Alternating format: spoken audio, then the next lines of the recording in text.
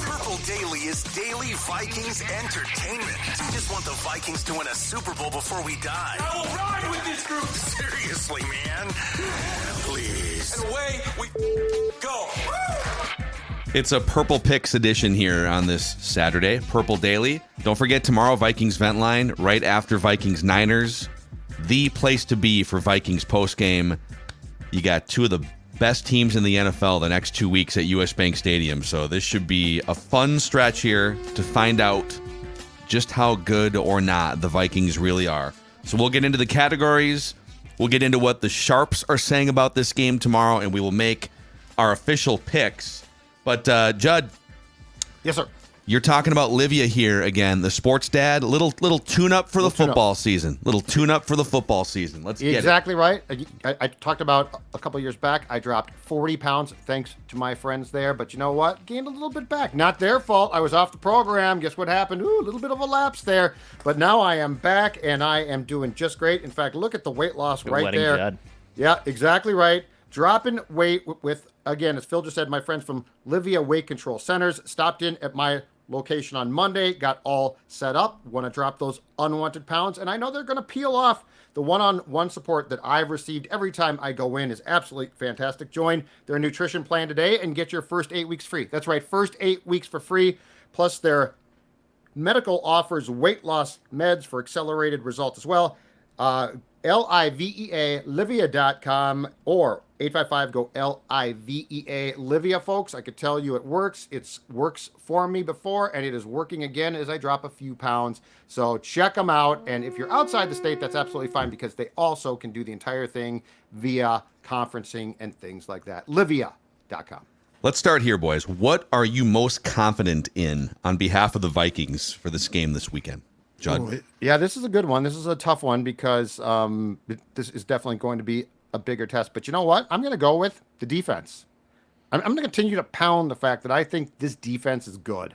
And, you know, they're not perfect. They have some weaknesses. But when you look at the next-gen stats of what they were able to do against the Giants, and I know the Giants aren't good, but those stats showed you, I think what it showed you is the tendencies have changed because the personnel has changed. And the fact that they had all 5 of their sacks against Daniel Jones with 4-man pressures, not blitzes, I'm the most confident that the defense is going to at least cause issues for Brock Purdy and San Fran. And I think Flores loves the chess game. You know, it's Purdy, Shanahan against B-Flow. Great chess game. I think it's going to be fun to watch. Most confidence that the defense won't disappoint in its effort or what it does. So same with Judd, but more specifically, my favorite thing going in, or what I'm most confident in going in, is Brian Flores having another crack at ruffling Brock Purdy, which he did successfully last year. Yes, San Francisco was without 2 very key cogs of their offensive system. That played a factor in the Vikings winning that game and San Francisco not being able to get a win on the road. However, I think what Flores was able to see on tape, and now that he has a completely different cupboard of things he can throw, basically, at Brock Purdy with all the defensive players that we saw last week against the Giants, I love what Brian Flores can do here, trying to ruffle Brock Purdy, who I love. I stand for Brock Purdy. I don't stand for the slander against him. I think he is a very good quarterback. I don't think he's overrated. Yeah. But I like what Brian Flores can dial up. Yeah, I think, I just pulled up the football database here. I think I've kind of told you guys all week, it feels like a little bit of a trappy game for the Niners in so many ways. So I think it's less about the X's and the O's, and it's more about the factors and maybe the history here that give me confidence for the Vikings. So just short-term factors, short week for the Niners. It's a road trip halfway across the country, 2 time zones, and it's not an afternoon game for them. It's a 10 a.m. body clock game for the Niners. And then you've got the added, you got the Rams on the horizon. There's kind of a lot going on for San Francisco here. And then it is crazy, man. San Francisco has played in Minnesota 7 times since 1992. The Vikings are 7-0 at the Metrodome and US Bank Stadium at home against San Francisco. So, yeah, the last time the Niners beat the Vikings in Minnesota was let's see here, a 20-17 win on December 13th of 1992. 2 days before I was born. Wow. So look at that. Declan in his life has never seen the 49ers win a football game in Minnesota. Yeah. You said December 13th, right? December 13th, yeah, Yeah. 1992. You're December 15th. So yeah, I emerged from this world 48 hours later, and I've only seen Vikings kicking the 49ers' ass in the regular season. In that game, by the way, the box score. Yep. Box score is kind of fun. So Steve Young, 20 of 26, a $183, a touchdown, a pick. And then I think it was Amp Lee for the 49ers that went for 23 carries, 134 yards, a touchdown. Great. Tom Rathman got some carries. Jerry Rice, 5 catches. I love Tom Rathman. Tom Rathman. Football. I mean, has a fullback, Mike Allstott too. Have fullbacks ever had better names than Allstott and Rathman? Allstott, right? Yeah. Allstott. It's just a football name. A lot of football. Judd, can you tell me who the Vikings quarterback was in that game? Oh, that was the Who year took of the L? That was the year of the emergence of like a bunch of guys playing. But I remember 92. So 92 was Denny's first year. Him going against his mentor, right? Or was Bill Walsh gone? Bill Walsh Seifert was there. At George Stanford, Seifert. back at Stanford. I am going to guess that the Vikings quarterback that day, they used a bunch of them, as far as I recall. He went 9 of 21 for 102 yards, no touchdowns, an interception, and took 3 sacks. Rich Gannon. Rich Gannon, okay. I was gonna guess Gannon, yeah. Rich Gannon. You guys are the best. Terry Allen, 9 carries, 39 yards. Roger Craig, former 49er, revenge game, 4 carries, 32. Yep. And then Darren Nelson had a couple carries. On the receiving side, not many guys did much, but Anthony Carter was the Vikings' leading receiver. So it's been 3 decades since the 49ers walked in and won a game in Minnesota, because it's hard to win noon games when you're coming in from the West Coast body clock-wise. It's not easy. What are you most nervous about? The Vikings look so good in week 1. I'm nervous about them being proven to be slight frauds. I don't think that they will be, but I mean, you go from this just dumpster fire, coach probably dead coach coaching in Dable, Daniel Jones is just awful. And now you go against a team that likes to A, punch you in the face, and B, is really well coached. So I guess just there's a small portion of me that's concerned that the Vikings get completely exposed, and that it's like, the celebration or the excitement of week 1 turns into the reality of week 2, which we see. So I would say that would be 10,000 foot view, what I am most concerned about for Sunday. Yeah, I think if the Vikings can win this game, I actually think it'll be more low scoring, more not a shootout, which is what makes me nervous. So if in the event that this does become a shootout, I have big concerns that Sam Darnold can keep up. I mean, the 49ers laid 40-plus points on a Jets defense that is supposed to be really good after really good seasons the last few years. If this game goes to like a shootout or a blowout, I don't like the Vikings' chances to win. I think if they can rattle Purdy and keep this a little bit more low scoring and keep that offense not from going down the field all the time, I think the Vikings have a good chance. But if the 49ers get out to like a big lead, I don't like the chances of Sam Darnold trying to go in a shootout with the 49ers offense. Yeah, I mean, I would say just the weapons that they have and just everything you have to account for, even if McCaffrey doesn't play, the Shanahan, going back to Mike Shanahan, the Shanahan running game and blocking scheme, don't get me wrong, like Christian McCaffrey is one of the great players in this era of football. He's a Hall of Famer, but you can kind of put guys in that system and they're still going to succeed because you've got Trent Williams up front, and it's just even the threat of passing the ball, the motions that they use, everything. But you have to account for Brandon Ayuk down the field, Deebo Samuel everywhere. Trent Williams did not play in this game a year ago, and he's a first ballot Hall of Famer. So just all the different things. I mean, last week I should say, the thing that I was the most confident in is the Vikings are just a better team across the board than the Giants. And I guess the thing that I would be the most nervous about is the 49ers are a better team than the Vikings and are doing what the Vikings would like to do, running the ball and all those things. So Is anyone playing or coaching for their job this week? That would be on either side. No dog. Nope. I do think that Daniel Jones and Dable in week 1, very much like that was so bad too. I think I said Dable last Friday or Saturday to you guys.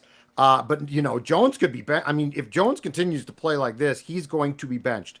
This is a game. No, nobody is playing. I mean, if Darnold stinks, he's certainly not going to be benched for week 3. And so I don't think there's anyone in this game on either side playing or coaching for their job. Feel like, there's tornado warnings and there's tornado watch. We're in a watch standpoint. I wonder what the watch level is on that right side of the Vikings offensive line. I'm with Dex. Yeah. Ed Ingram watch. Yeah, I think we're on watch status. I don't think we're in a benching status. I don't think it's get in the cellar in the basement and hold down the fort, but I do think there's something to watch here long term, especially if the Niners are going to be throwing everything at Sam Darnold on that right side. Dan Feeney is going to be, and then in a couple weeks, it's after week 4, Dalton Reisner becomes eligible to come off short-term IR. So it's the first month. Ed Ingram gets the first month. And I think Bradbury's pretty safe. Yeah. But Dan Feeney can step in and play either one of those positions potentially. And hell, dude, the Rams were using a rookie Bo Limmer as their center in the second half. So, there's a couple rookies on this defensive line. It's a watch. I'm with Declan. I'm going to believe that Ingram has a chance of being benched when I actually see it, because I've spent the past 2 years, his rookie year was a disaster. Last year was improved, not great. And the thing about this is, I know that Ed played into the second preseason game, and I know he got some snaps there, but he has never in any practice I've seen been replaced. Yeah, I mean that's why it's a watch, not a warning. No, right. But I'm just saying, if he keeps giving up 6 pressures a game or 5 pressures a game, like that dude he's not going to play the full season. I think year 3 is different than year 1. It's like, he's a rookie. And then year 2, he's a little better than he was last year. Well, now it's time to go. So, okay, before we make our picks here, what are the sharps saying about this game? From the Action Network, I'll give you some interesting nuggets here. The 49ers last year scored 13 points per game in the second half, best in the NFL. They were the best second half scoring team in the league. The 49ers allowed just 10 rushing touchdowns last year, which is tied for the 4th fewest in the NFL. And the Vikings, conversely, only had 7 rushing touchdowns on offense, tied for fewest in the league. So you've got a defense that's very stingy, allowing rushing touchdowns, and an offense that lasted. But now that Aaron Jones is here, I think that game changes for the Vikings. You're more confident scoring from the deep red. Mm-hmm. The 49ers, this is something I would put in the be nervous about, Ben. The Niners forced 27 turnovers last year, top 10 in the NFL, and the Vikings turned the ball over 34 times, tied for second most, and then turned the ball over twice in week 1. That was one of the little nitpicks where C.J. Ham fumbles on the 3rd play.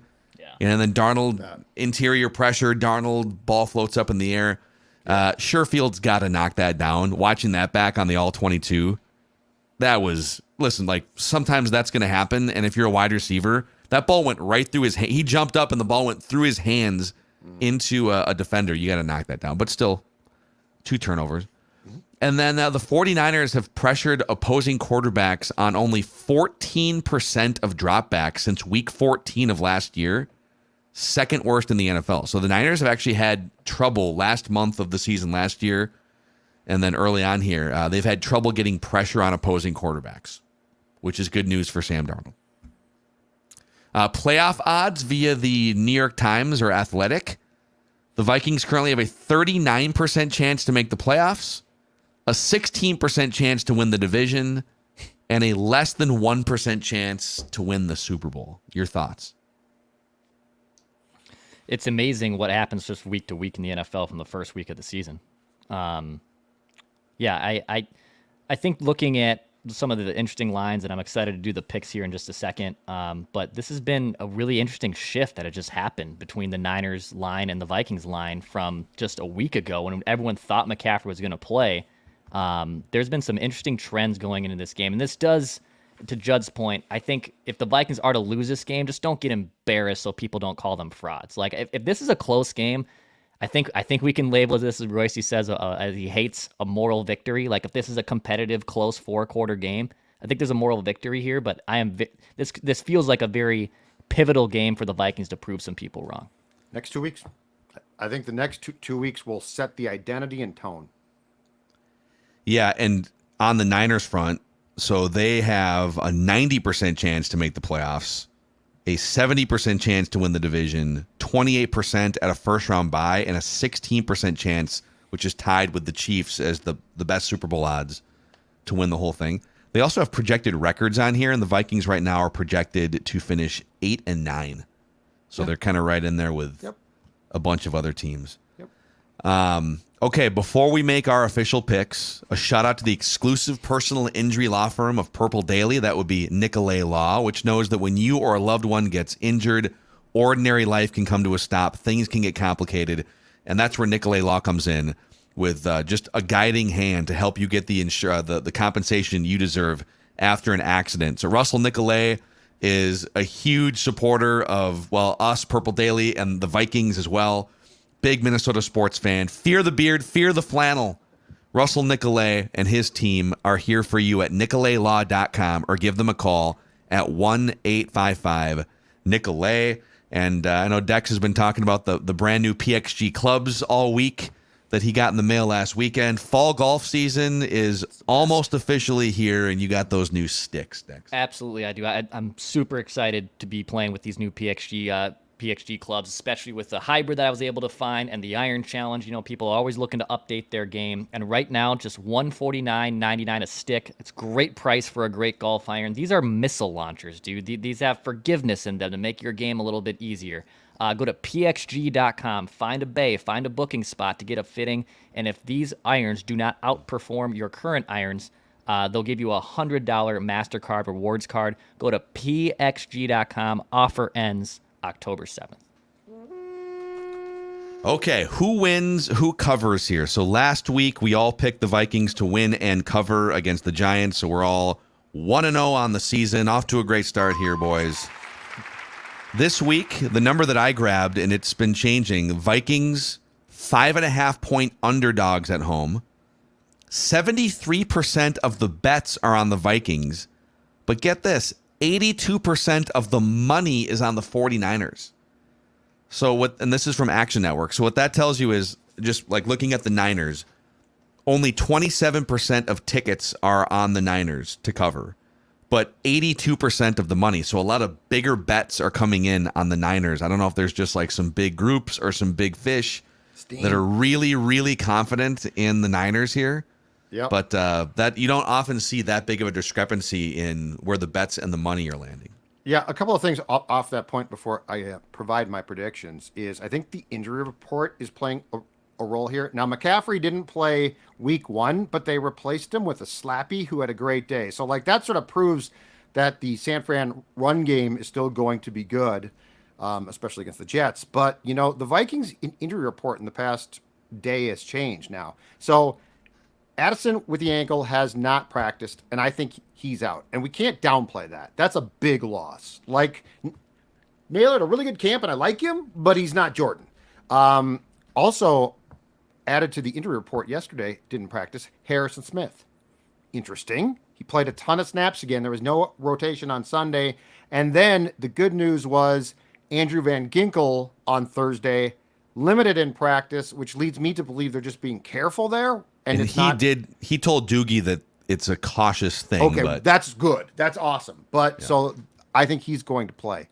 All of that being said, I am going to take the 49ers to win outright, but the Vikings to cover. So I think it's going to be closer than 5.5. I think it might be a field goal. But yeah, so I will take San Fran to come here and win, but the Vikings definitely, I don't think, lose by a touchdown or more. Okay. I'm in lockstep with Judd.